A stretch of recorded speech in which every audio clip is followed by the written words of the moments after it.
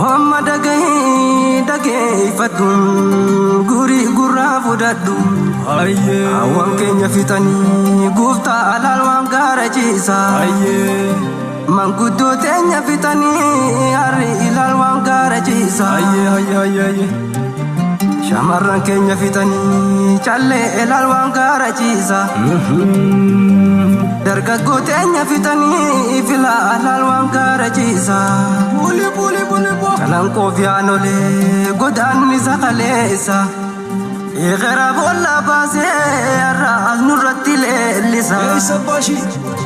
kana hunda osoo argu saba koo yaa Oromoo dhiigaa garaa na ciisa isa hin galee gachiisa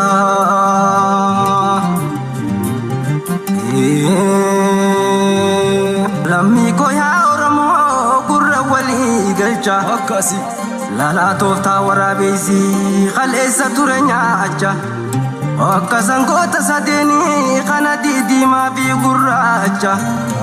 gargar faffacaasee dhalasaa tokkicha keenyaas akkan taane alammii gurra walii galcha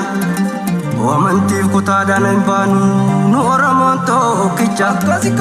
kanaaf falmannu bilisoomuuf tokkummaatu nuuf qoricha akkanaan jechuu beeka gajicha lammii diyyaatti waan hin jette